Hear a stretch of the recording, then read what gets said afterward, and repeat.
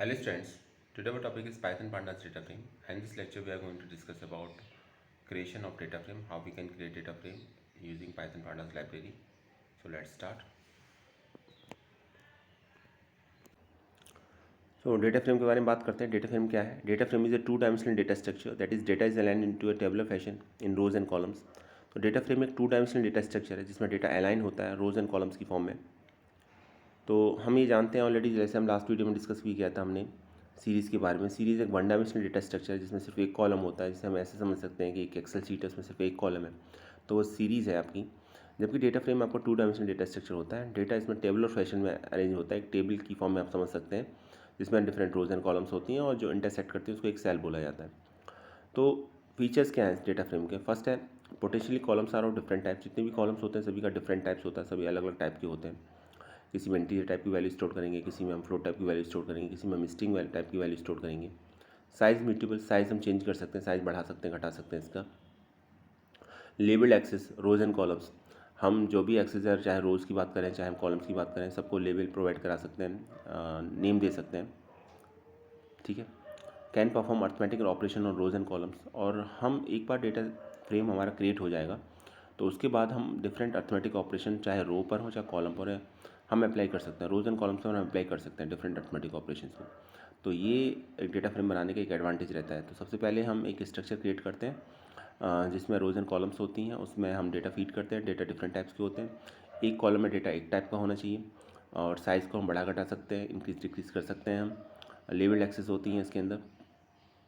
और एक बार डेटा हमारा डेटा फ्रेम क्रिएट हो जाएगा तो उसके बाद हम different arithmetic operations rows and column पर अप्लाई कर सकते हैं.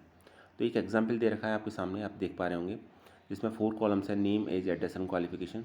नेम में किसी पर्सन की या स्टूडेंट की मान लीजिए एज आपकी नेम है, देन एज में एज है, एड्रेस में उसका एड्रेस है, क्वालिफिकेशन में उसकी क्वालिफिकेशन है. तो जब एज है तो इंटीजर टाइप की वैल्यू है सभी में, आप जैसे देख पा रहे होंगे. नेम है तो फिर स्ट्रिंग टाइप की वैल्यूज है सभी में. तो यही बताया गया था कि potential columns are of different types. Columns different type के हो सकते हैं. तो एक कॉलम में एक टाइप की इन्फॉर्मेशन स्टोर होती है और रो में देखेंगे तो एक कंप्लीट रिकॉर्ड जो होगा एक स्टूडेंट का वो हम देख सकते हैं इजीली. तो रोज एंड कॉलम्स की फॉर्म में डेटा मैनेज होता है. अब बात करते हैं कि इसको हम कैसे क्रिएट करेंगे, इसका सिंटैक्स क्या है. तो सिंटैक्स बहुत आसान है इसका. सिंटैक्स के लिए पहले आपको पांडास लाइब्रेरी को इंपोर्ट करना पड़ेगा. जो सिंटैक्स आपने सीरीज़ में पढ़ा था सेम सिंटैक्स है, बस एक पैरामीटर वैल्यू इसके अंदर इंक्रीज़ हो गई है, वो है कॉलम्स. बाकी डेटा, इंडेक्स, डी टाइप और कॉपी पहले भी सेम थे और इसमें भी सेम है. तो आपको करना क्या है, आपको लिखना है पांडास डॉट डेटा फ्रेम और फिर लिखना है आपको इसके जो पैरामीटर्स हैं वो है data, index, columns, D type और कॉपी. तो डेटा क्या है? डेटा वो वैल्यू है एनडी एरे की जिसमें आप जिसको आप कन्वर्ट करना चाहते हैं डेटा फ्रेम में. ये एक एनडी एरे हो सकता है, एक सीरीज़ हो सकती है, मैप हो सकता है, लिस्ट हो सकता है, डिक्शनरी हो सकती है, कांस्टेंट हो सकता है, इवन कोई दूसरा डेटा फ्रेम भी हो सकता है. तो इन सभी तरीके से आप एक डेटा फ्रेम को क्रिएट कर सकते हैं. आपके पास रॉ डेटा होना चाहिए और रॉ डेटा आपका ND array, series, map, list, dictionary, constant भी हो सकता है या कोई दूसरा डेटा फ्रेम हो सकता है, इस फॉर्म में हो सकता है. लेकिन सबसे इंपॉर्टेंट बात पहले ये है, अगर हम पैरामीटर वैल्यू पे बाद में जाएंगे, पहले मैं आपको यहाँ क्लियर कर दूँ कि सबसे पहले आपको पांडास लाइब्रेरी को अपने प्रोग्राम में इंपोर्ट करना है. पांडास लाइब्रेरी का एक फंक्शन है डेटा फ्रेम. तो जब आप डेटा फ्रेम फंक्शन का यूज़ करेंगे तभी आप इसको कंस्ट्रक्टर बोलेंगे. तो जब आप डेटा फ्रेम को यूज़ करेंगे, डेटा फ्रेम कंस्ट्रक्टर को यूज़ करेंगे तभी आप डेटा फ्रेम क्रिएट कर पाएंगे. तो इसलिए लिखा जाता है pandas dot data frame. Clear? Data frame में डी और एफ कैपिटल होगा, याद रखिएगा सिंटैक्स में. तो 5 पैरामीटर्स वैल्यू हैं, data, index, column, D type, copy. तो डेटा के बारे में बता दिया कि रॉ डेटा जो होगा वो आपका डेटा से प्रोवाइड, डेटा जो पैरामीटर वैल्यू वहाँ से मिलेगा आपको, जो एक ND array, series, map, list, dictionary, constant या एक दूसरा डेटा फ्रेम हो सकता है. इंडेक्स की बात करें तो रो लेवल के लिए यूज़ होगा और अगर आप इसको यूज़ नहीं करोगे तो इसकी जो डिफ़ॉल्ट वैल्यू है वो N P dot arange N होता है. याद रखिएगा, 1 मार्क का क्वेश्चन बनता है N P dot arange N अगर कोई इंडेक्स पास नहीं होता. कॉलम की जहाँ तक बात करें, फॉर कॉलम्स लेवल तो optional default syntax is n P dot arange n. तो कॉलम्स के लिए default n P dot arange n ही होता है और अदरवाइज हम इसमें डिफरेंट कॉलम्स के नेम प्रोवाइड करा सकते हैं. डी टाइप, डी टाइप में हम डिफरेंट टाइप्स के डिफरेंट कॉलम्स के डेटा टाइप को मेंशन कर सकते हैं कि हम किस कॉलम में कौन सा डेटा टाइप लेना चाह रहे हैं. एक है लास्ट है फिफ्थ, कॉपी. ये वो कमांड है, दिस कमांड और what ever it is use for copying the data, copying of data if the copying of the data. तो ये डिफ़ॉल्ट इसका फॉल्स होता है और ये डेटा को कॉपी करने के लिए यूज़ की जाती है कॉपी कमांड। तो कितने पैरामीटर्स यूज़ होते हैं? Number of parameters 5 parameters use होते हैं इसके अंदर, data, index, column, D type और कॉपी। तो याद रखिएगा, ये बहुत इंपॉर्टेंट क्वेश्चन है। और दूसरा इंपॉर्टेंट क्वेश्चन यहाँ से बनता है, क्योंकि मल्टीपल चॉइस क्वेश्चन आंसर आने वाले हैं, तो आपको कॉन्सेप्ट पर थोड़ा ज़्यादा फोकस करना है। ठीक है, कोई भी बात मिस नहीं होनी चाहिए और सभी पॉइंट्स आपको बहुत अच्छी तरीके से देखने हैं, समझने हैं कि इंडेक्स या कॉलम्स की जो डिफ़ॉल्ट वैल्यूज़ होती हैं वो np.arrange फंक्शन से डिसाइड होती हैं आपकी। बाय डिफ़ॉल्ट काउंटिंग 0 1 2 से स्टार्ट होती है, जिसको हम शॉर्ट में कह सकते हैं कि np.arrange n फंक्शन अप्लाई हो रहा है इसमें। बात करते हैं कि डिक्शनरी को कैसे क्रिएट कर सकते हैं। तो डिक्शनरी को क्रिएट, जैसे मैंने बताया, लिस्ट, डिक्शनरी, सीरीज़, एरे या किसी दूसरे डेटा फ्रेम की हेल्प से क्रिएट कर सकते हैं। तो ये सब डिफरेंट वे हैं जिसके थ्रू हम एक डेटा फ्रेम को क्रिएट कर सकते हैं। तो एक एक करके हम इसे वन बाय वन देखेंगे। सबसे पहले जो क्वेश्चन आता है वो ये कि क्या हम एम्प्टी डेटा फ्रेम क्रिएट कर सकते हैं, और कर सकते हैं तो कैसे क्रिएट कर सकते हैं? आंसर यस, बिल्कुल कर सकते हैं। देखिए, सभी की डिफ़ॉल्ट वैल्यू है, डी टाइप की, कॉपी की, कॉलम्स की, इंडेक्स की, ये सब पैरामीटर्स की डिफ़ॉल्ट वैल्यू है। जो हमें देना होता है वो डेटा पास करना होता है। लेकिन अगर हम डेटा भी नहीं देंगे तो क्या होगा? तो जब अगर हम डेटा ही नहीं देंगे तो डेटा फ्रेम तो क्रिएट होगा, क्योंकि आपने डेटा फ्रेम फंक्शन का यूज़ किया, डेटा फ्रेम। तो डेटा फ्रेम तो क्रिएट होना है, लेकिन डेटा फ्रेम में कोई वैल्यू नहीं होगी। तो जब कोई वैल्यू नहीं होगी तो हम कह सकते हैं कि एम्प्टी डेटा फ्रेम क्रिएट होगा। So a basic data frame which can be created is an empty data frame. तो एक बेसिक डेटा फ्रेम जो क्रिएट होता है उसको हम एम्प्टी डेटा फ्रेम बोलते हैं। तो यहाँ पे देखिए एक एम्प्टी डेटा फ्रेम क्रिएट हो रहा है, लिखा हुआ है import pandas as P D. ठीक है, D F is equal to P D dot data frame print D F. तो यहाँ पर आपका डेटा फ्रेम क्रिएट हो गए, एक डेटा फ्रेम जिसमें कोई भी कॉलम नहीं, कोई भी इंडेक्स नहीं है। तो अभी इसमें इस तरीके से एम्प्टी शो करेगा इसे। तो हमने किया सिर्फ इतना, हमने पहले तो पांडास लाइब्रेरी को इंपोर्ट किया, हमने लिखा import pandas S P D. ठीक है, पांडास लाइब्रेरी इंपोर्ट होगी। अब पांडास लाइब्रेरी की किसी फंक्शन को भी यूज़ कर सकते हैं। तो सेकंड लाइन में हमने लिखा D F is equal to P D dot data frame. तो p D dot data frame लिखने का मतलब है कि हम डेटा फ्रेम क्रिएट करने जा रहे हैं। जैसे मैंने बताया, डेटा फ्रेम फंक्शन या कहें तो कंस्ट्रक्टर डेटा फ्रेम को क्रिएट करने का काम करता है, और इसके अंदर मैंने कोई भी पैरामीटर वैल्यू पास नहीं की, इवन डेटा भी पास नहीं किया। तो विदाउट डेटा अगर हम डेटा फ्रेम फंक्शन का यूज़ करेंगे तो डेटा फ्रेम तो क्रिएट होगा, पर डेटा फ्रेम में कोई डेटा नहीं होगा, यानी एम्प्टी डेटा फ्रेम क्रिएट होगा। उसके बाद मैंने डेटा फ्रेम को प्रिंट कराया, प्रिंट डी एफ। तो डेटा फ्रेम प्रिंट होगा, लेकिन डेटा फ्रेम में कोई डेटा नहीं होगा। तो इस तरीके से हम data frame, empty data frame create कर सकते हैं। अब बात करते हैं लिस्ट की हेल्प से किस तरीके से डेटा फ्रेम क्रिएट कर सकते हैं। तो पहली बात देखिए, लिस्ट की हेल्प से हम कैसे डेटा फ्रेम क्रिएट करेंगे। तो आपके पास एक लिस्ट होनी चाहिए। लिस्ट को एज ए डेटा वैल्यू हम पास कर देंगे डेटा फ्रेम फंक्शन के अंदर, तो हमारा डेटा फ्रेम क्रिएट हो जाएगा with the help of A list. उसके लिए सबसे पहले आपको पांडास लाइब्रेरी को इंपोर्ट करना पड़ेगा। तो you have to write import pandas as P D. Then आपको एक लिस्ट लेनी पड़ेगी। तो लिस्ट ले ली हमने यहाँ पर डेटा, इसकी वैल्यूज़ ले ली। लिस्ट को स्क्वायर ब्रैकेट में रिप्रेजेंट किया जाता है, आप जानते हैं। और इसके एलिमेंट्स ले लिए हमने 1 2 3 4 5। इसके बाद डेटा फ्रेम का नेम लिया, जो है इस केस में डी एफ। तो हमने लिखा D F is equal to P D dot data frame data. तो यहाँ पर हमने वैल्यू पास की है, पैरामीटर वैल्यू पास की है डेटा, जो क्या है आपका, जो एक लिस्ट है, इसके एलिमेंट है 1 2 3 4 5। और इसके बाद हमने डेटा फ्रेम को प्रिंट कराया। तो जब हम डेटा फ्रेम को प्रिंट कराएंगे तो क्या होगा कि एक कॉलम की फॉर्म में ये लिस्ट की जितनी वैल्यूज़ हैं वो सभी अपीयर हो जाएंगी। कॉलम की मार्किंग 0 से स्टार्ट होगी, क्योंकि जैसे मैंने बताया कि डिफ़ॉल्ट जो होता है np डॉट अरेंज होता है, उसमें अंदर इसमें आपने कोई भी कॉलम पैरामीटर का यूज़ नहीं किया, तो इसकी काउंटिंग 0 से स्टार्ट होगी। तो एक ही कॉलम है तो 0 से स्टार्ट होगी। रो डिफरेंट 5 है, तो इसके रो लेवल इंडेक्स 0 1 2 3 4 से रिप्रेजेंट होगा। और जो वैल्यूज़ की जहाँ तक बात करें, तो लिस्ट की जो वैल्यूज़ है 1 2 3 4 5 वो रिप्रेजेंट होंगी कॉलम की फॉर्म में। तो ये एक डेटा फ्रेम क्रिएट हो जाएगा यूजिंग अ लिस्ट। लेकिन जनरली तो होता ही है कि डेटा फ्रेम में एक से ज़्यादा कॉलम्स होते हैं, तभी तो सिर्फ इसमें एक ही कॉलम है। तो अगर एक से ज़्यादा कॉलम इंसर्ट करना चाहें और लिस्ट की हेल्प से इंसर्ट करना चाहें तो क्या करना पड़ेगा, वो हमें नेक्स्ट एग्जाम्पल में देखना पड़ेगा। ये देखिए एग्जाम्पल नंबर 2। अभी इसमें हमने क्या किया है कि हमने फर्स्ट लाइन तो आप जानते ही हैं। सबसे पहले तो आपको लाइब्रेरी को इंपोर्ट करना पड़ेगा, तो import pandas as P D लिखा हमने। अब सेकंड लाइन में हमने लिखा डेटा इक्वल टू, अब एक लिस्ट ले ली, एक सिंगल लिस्ट, और एक्चुअली एक नेस्टेड लिस्ट है। इस लिस्ट में एक इनर लिस्ट है, एक आउटर लिस्ट है। तो आउटर लिस्ट तो है एक और इनर लिस्ट है 3 इसके अंदर। तो चूँकि मुझे 3 कॉलम इंसर्ट करने, चूँकि मुझे 3 रोज़ इंसर्ट करनी, तो मैंने 3 लिस्ट ली। ठीक है, और फर्स्ट लिस्ट की वैल्यू LX10, सेकंड लिस्ट की वैल्यू Bob12, थर्ड लिस्ट की वैल्यू Clerk13। तो एक बात समझ लीजिएगा कि इनर लिस्ट में जितने नंबर ऑफ एलिमेंट्स होते हैं उतने नंबर ऑफ कॉलम्स क्रिएट होंगे आपके। सेकंड थिंग, जितनी नंबर ऑफ इनर लिस्ट होगी उतने नंबर ऑफ रोज़ होंगी आपकी। तो जैसे अगर हम वैल्यू देखें तो फर्स्ट में है LX और 10, 2 वैल्यूज़ हैं, एक नेम है और एक एज है। तो एक नेम का और एक एज का एक कॉलम बन जाएगा आपका। अभी हमने कॉलम का नेम नहीं दिया, वो हम नेक्स्ट लाइन के अंदर देंगे, लेकिन एक बात बता रहा हूँ मैं आपको।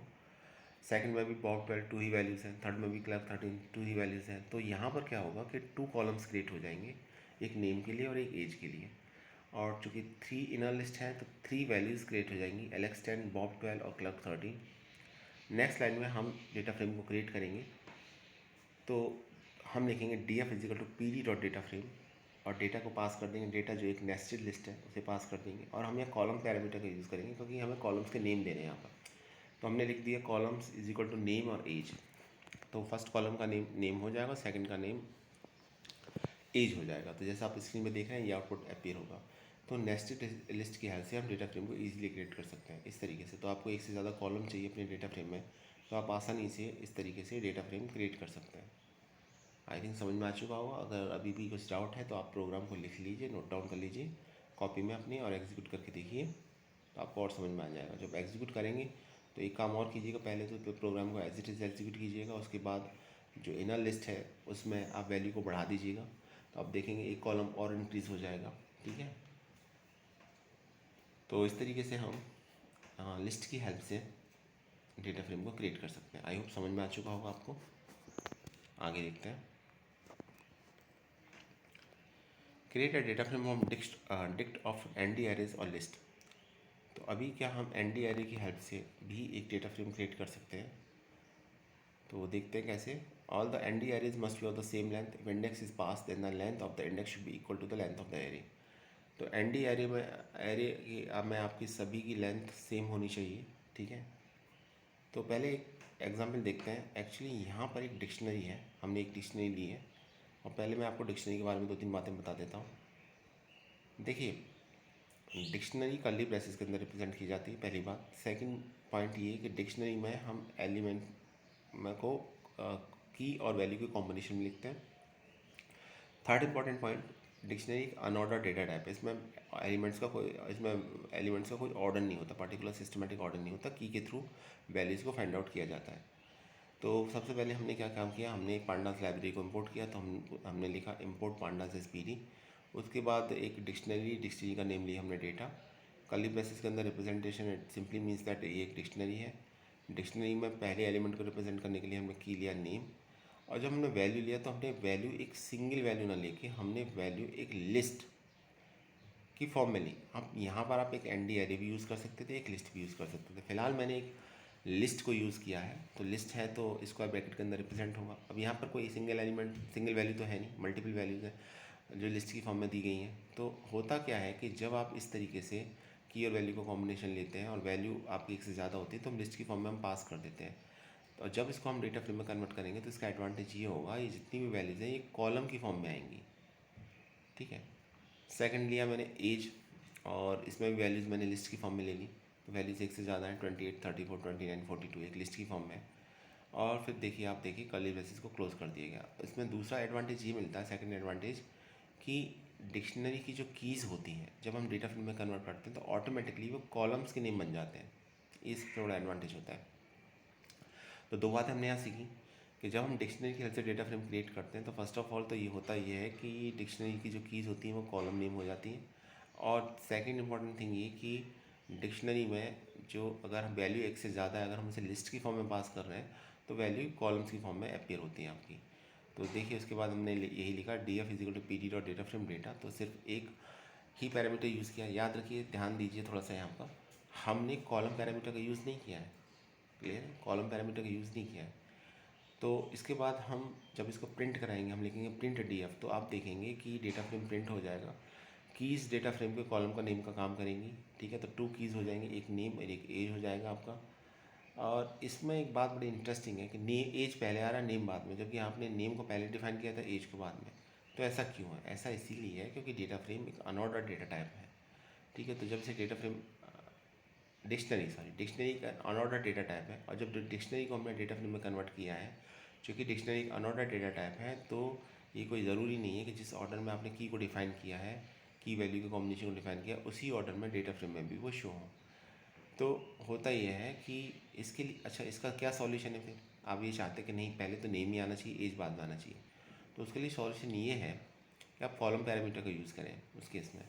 हालांकि हम जानते हैं जो कीज़ हैं कॉलम नेम बन जाती हैं, लेकिन अगर आप कॉलम का भी एक सिस्टमेटिक ऑर्डर चाहते हैं, आप ये चाहते हैं कि नहीं पहले नेम आना चाहिए फिर एज आना चाहिए, तो कॉलम पैरामीटर को मेंशन करके आप नेम पहले लिखें फिर कॉमा करके एज लिखें, तो नेम पहले आएगा एज बाद में आएगा। और इसमें भी अगर हम किसी और कॉलम को यूज़ करते हैं जो कि है ही नहीं, तो फिर वहाँ वैल्यू शो नहीं होगी, एन एन से रिप्रेजेंट होगा। एन एन का मतलब होता है नॉट ए नंबर, जो हम आगे वाले एग्जाम्पल में देखेंगे किस तरीके से। लेकिन फ़िलहाल ये एक सिंपल एग्जाम्पल है जिसमें ये बताया गया है कि किस तरीके से डिक्शनरी की हेल्प से आप डेटा फ्रेम क्रिएट कर सकते हैं, और डिक्शनरी की जो कीज़ होती हैं वो डेटा फ्रेम के कॉलम में कन्वर्ट हो जाती हैं, कॉलम का नेम का काम करती हैं, और वैल्यूज़ अगर एक से ज़्यादा है तो लिस्ट की फॉर्म में पास करते हैं, जो एक कॉलम्स की डिफरेंट वैल्यूज़ बन जाती हैं आपकी।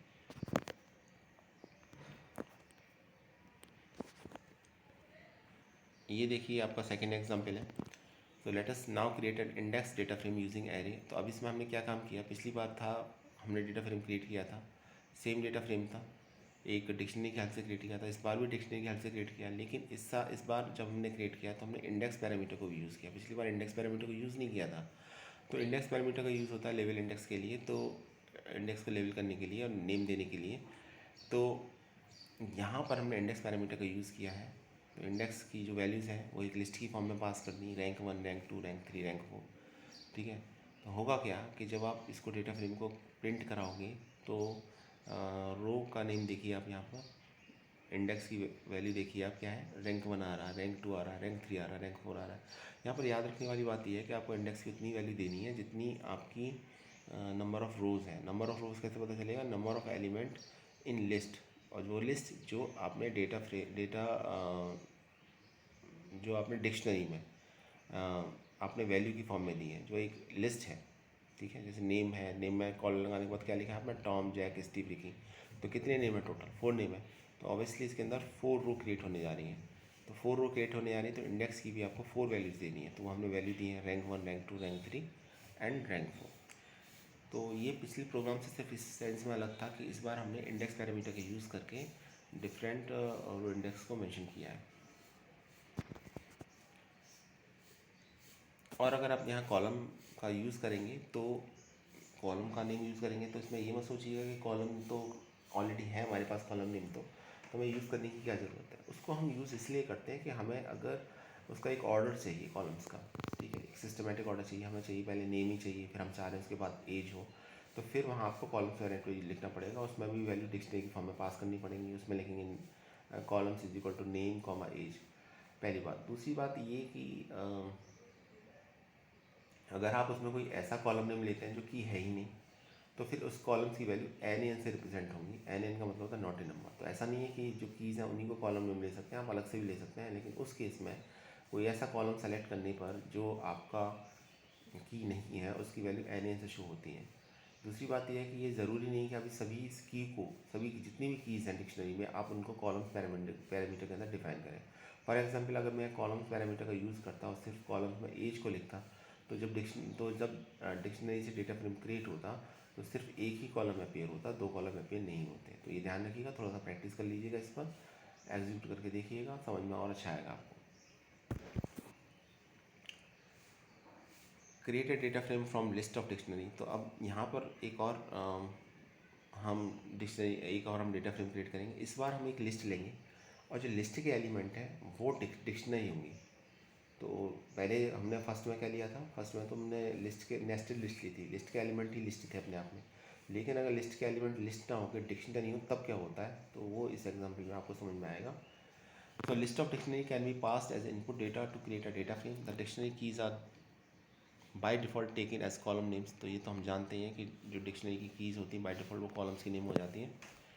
तो देखिए हम सबसे पहले पांडास लाइब्रेरी को इंपोर्ट करेंगे, तो हम लिखेंगे import pandas S P D. ठीक है, उसके बाद हमने एक डिक्शनरी ली, एक लिस्ट ली, सॉरी, क्योंकि हमें एक लिस्ट लेनी है और लिस्ट के जो एलिमेंट्स हैं वो डिक्शनरीज होनी चाहिए। तो हमने एक लिस्ट ली, लिस्ट का नेम ले लिया डेटा। लिस्ट की पहचान ये है कि उसमें आपको स्क्वायर ब्रैकेट के अंदर एलिमेंट्स को मेंशन करना पड़ता है। अब जो एलिमेंट है वो ना कोई एक सिंगल वैल्यू नहीं है, वो खुद एक डिक्शनरी होगी। तो हमने डिक्शनरी ले ली और डिक्शनरी में की वैल्यू के कॉम्बिनेशन में वैल्यूज दे दी, जैसे A1 है, B2 है, A5 है, B10 है, C20 है। इसके बाद हमने क्या काम किया, हमने डेटा फ्रेम को प्रिंट कराया। तो हम लिखेंगे df is equal to pd.dataFrame data print df। तो डेटा फ्रेम को प्रिंट करा दिया हमने। तो होगा क्या इस केस में, ये समझिए आप। तो फर्स्ट रूल ये याद रखिए कि डिक्शनरी को अगर हम डेटा फ्रेम में कन्वर्ट करने के लिए यूज़ कर रहे हैं तो डिक्शनरी की कीज़ हमेशा ऑलवेज डेटा फ्रेम में कॉलम का काम करती हैं, यानी कॉलम्स के नेम में कन्वर्ट हो जाती हैं। तो अब ज़रा देखिए इसके अंदर, बेशक हमने एक लिस्ट के अंदर इसको मेंशन किया है, लेकिन इसके अंदर जितनी भी कीज़ हैं डिक्शनरी की वो सब कॉलम बन जाएंगी। तो इसमें फर्स्ट डिक्शनरी में देखेंगे तो कीज़ है AB, सेकंड में देखेंगे तो कीज़ है ABC। तो टोटल 3 कॉलम बनेंगे। एक कॉलम बनेगा A का, सेकंड कॉलम बनेगा B का, थर्ड कॉलम बनेगा C का।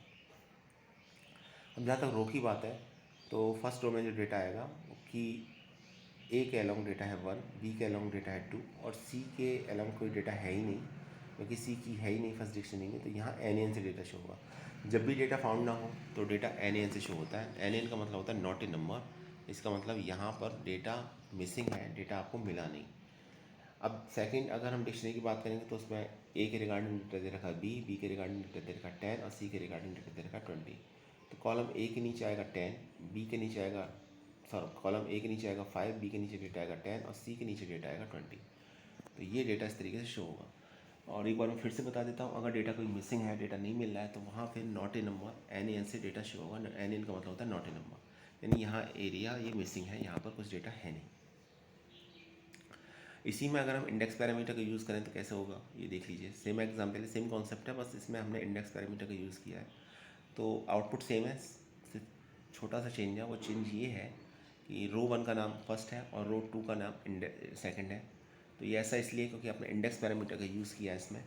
तो आपने लाइन नंबर 3 को देखिए, फर्स्ट और सेकंड लाइन तो सेम ही है। लाइन नंबर 3 में लिखा हुआ df is equal to pd.dataFrame data comma index first comma second print df। तो आपने यहाँ पर डेटा फ्रेम को प्रिंट किया है, ठीक है। और प्रिंट किया है तो आपने इंडेक्स का नेम भी मेंशन किया, इंडेक्स का नेम है फर्स्ट और सेकंड। तो आपने फर्स्ट और सेकंड दोनों मेंशन किए हैं। तो इस तरीके से वैल्यू शो हो रही है इसके अंदर। नेक्स्ट देखते हैं, the following example show how to create a data frame with the list of dictionaries और row indices and column indices. अब इसमें रो और कॉलम दोनों का यूज़ किया गया है, तो ये थोड़ा इंटरेस्टिंग है और इम्पॉर्टेंट भी। एक हमने डिक्शनरी ली है, एक हमने लिस्ट लिया है, लिस्ट के एलिमेंट को डिक्शनरी की फॉर्म में रिप्रेजेंट किया है। तो 2 डिक्शनरीज हैं। लाइन नंबर 2 देखिए, डेटा A1 और B2 फर्स्ट डिक्शनरी का एलिमेंट है A1 B2, A और B यहाँ पर कीज़ हैं, 1 और 2 उसकी वैल्यूज़ हैं की के रेस्पेक्ट में। सेकंड डिक्शनरी में ABC 3 कीज़ ली हैं और वैल्यूज़ हैं 5 10 20। ओके, अब हम सबसे पहले इसको एक डेटा फ्रेम में कन्वर्ट करेंगे। तो हमने जब डेटा फ्रेम में कन्वर्ट किया तो हमने लिखा df is equal to pd.dataFrame data है लिस्ट का नेम, इंडेक्स का नेम दे दिया हमने फर्स्ट और सेकंड, कॉलम का नेम दे दिया हमने A और B। तो देखिए टोटल कीज़ थी हमारे पास 3 ABC, लेकिन हमने लिया है सिर्फ A और B। तो सिर्फ A और B कीज़ के रेस्पेक्ट में डेटा ही डेटा फ्रेम में शो होगा, बाकी डेटा शो नहीं होगा, ठीक है। तो जो कॉलम नेम हम मेंशन नहीं करते उसके रेस्पेक्ट में डेटा शो नहीं होता डेटा फ्रेम में, चाहे वो डिक्शनरी में प्रेजेंट क्यों ना हो, चाहे हमने डिक्शनरी की हेल्प से डेटा फ्रेम कन्वर्ट ही क्यों ना किया हो गया हो। लेकिन चूंकि हमने कॉलम नेम लिया ही नहीं है तो फिर वो डेटा शो नहीं होगा, फर्स्ट थिंग। सेकंड केस में क्या है, सेकंड केस में आपने क्या किया है कि प्रिंट डेटा फ्रेम डेटा, ठीक है, इंडेक्स फर्स्ट सेकंड यहाँ तक सेम है, कॉलम A कॉमा B1। यहाँ पर हमने ना तो B लिया है ना C लिया, लेकिन एक B1 जरूर लिया, लेकिन B1 नेम की कोई की है ही नहीं।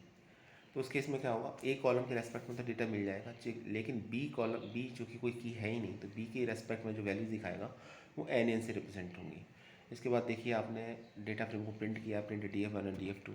तो आंसर कुछ ऐसे दिखाई देगा आपको, ये आपको आंसर दिखाई देगा। फर्स्ट में तो आपको A और B 2 कॉलम्स आपने मेंशन किए थे, दोनों कॉलम प्रेजेंट थे। हालांकि एक की C भी थी, लेकिन C को आपने कॉलम पैरामीटर के अंदर मेंशन नहीं किया था, तो उसका डेटा आएगा नहीं। तो डेटा जो शो होगा सिर्फ A और B का शो होगा। सेकंड केस में आपने A और B1 लिया है, तो A तो की थी आपकी, तो उसके रेस्पेक्ट में तो डेटा आ जाएगा, लेकिन B1 नाम की कोई की थी ही नहीं, तो B1 के रेस्पेक्ट में जो डेटा होगा वो NaN से शो होगा। NaN का मतलब नॉट ए नंबर, यहाँ डेटा मिसिंग है आपका। तो स्टूडेंट ये था हमारा आज का वीडियो, आई होप आपको समझ में आ चुका होगा। अब आप डेटा फ्रेम क्रिएट करना अब आप डेटा फ्रेम क्रिएट करना सीख चुके होंगे। ये रिवीजन चल रहा है, आप जानते ही हैं, ये ऑलरेडी हम पढ़ा चुके हैं, पहले प्रैक्टिकली भी एग्जीक्यूट करके दिखा चुके हैं। कल की क्लास में हम इसको एग्जीक्यूट करके दिखाएंगे ताकि ये कॉन्सेप्ट आपको बिल्कुल क्लियर हो जाए और आपको कोई प्रॉब्लम ना हो। So thanks for watching this video.